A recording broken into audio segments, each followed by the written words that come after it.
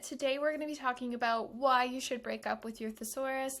I see a ton of students in my tutoring sessions that like to run to the internet and find synonyms for words, and they think that they're making their paper better by doing that, but a lot of the times they're actually taking away from the quality of their writing. And this video is going to go through some of the reasons why that is the case and prompt you to maybe think twice next time you think about Googling a synonym. Let's get into it.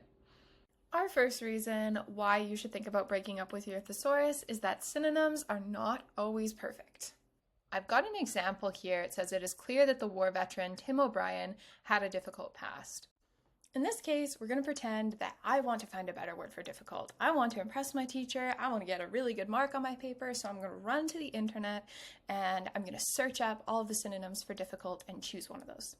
When I went and looked up difficult, there were many different synonyms.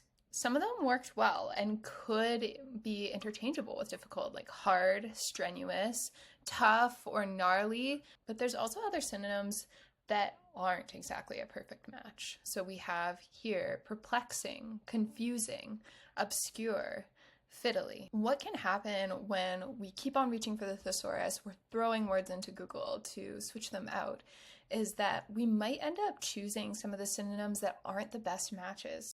If we do that time and time and time again, then we have a string of sentences that don't actually mean what we intend them to mean, and this will take away from the overall quality of your essay and will result in marks being taken off.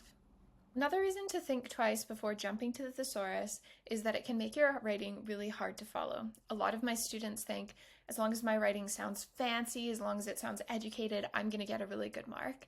However, that isn't actually the goal when we're writing an essay. Our goal is to offer an argument that is straightforward, that is easy to follow, and that is concise. And a lot of the times when we're reaching for the thesaurus, we actually take away from that. And it can make it so that anyone reading might have a really hard time understanding what we're trying to say. And this applies even if you are going to the thesaurus and double checking the definition of words. Let's take a look at an example of using the thesaurus too much and maybe having a vocabulary that obscures what the writing is trying to say. Forthwith, after Duncan's demise, Macbeth's fidelity to his kinsman expeditiously evanesces. Once a close confidant, Banquo now becomes a threat to Macbeth's stature on the throne.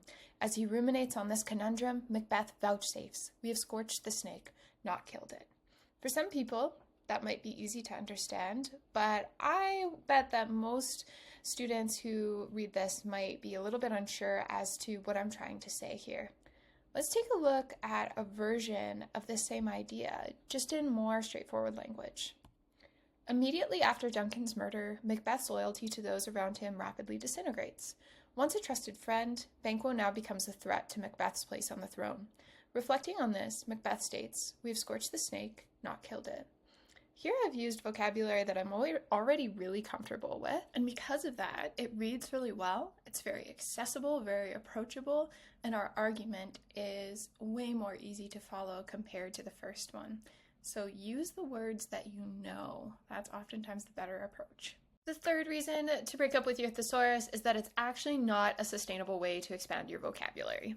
Before you go at me and say, "But Heather, whenever I look up new words, I'm learning new words," think about how many words you've used in essays that you actually remember, words that you got from a thesaurus and threw in there.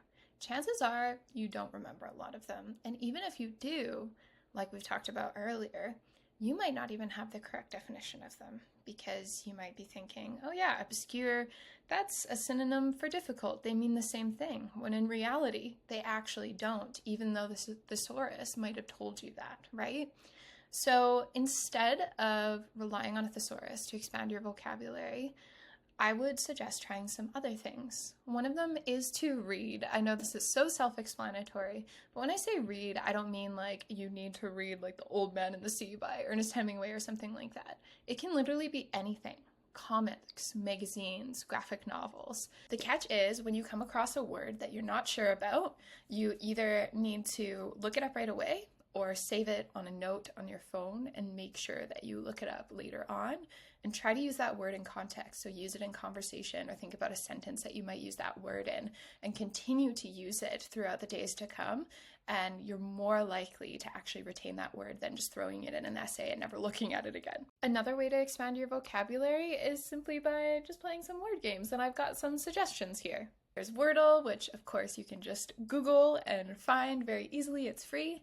There's Scrabble. Scrabble actually has an app that you can download on your phone, and you can play with friends, or you can play with people from around the world. Crosswords, I would suggest the New York Times Mini, which can be found on the New York Times app. Spelling Bee is also a New York Times game, can also be found on the New York Times app. There's Blossom, which you would find just by Googling Blossom by Merriam-Webster. It's a pretty fun word game as well. And finally, we have Word of the Day, which you can get an app for, or you can just Google Word of the Day. There's even like kids versions if maybe you're a younger student. So those are really awesome resources to help expand your vocabulary and get some new words into your brain that then you can use in your essay once you feel confident with them. If you found this helpful and you're looking to make your essay writing even more effective, I would encourage you to take a look at my essay handbook that can be found on my website, heathersonlinetutoring.ca. If you use the code TAKE25, you can get 25% off as a thank you for watching this video.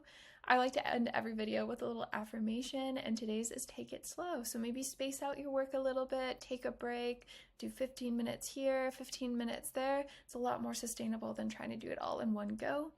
And also, as always, if you enjoyed this, feel free to like, share, and subscribe. And if you have any questions, leave them in the comments below. Thanks so much. Take care.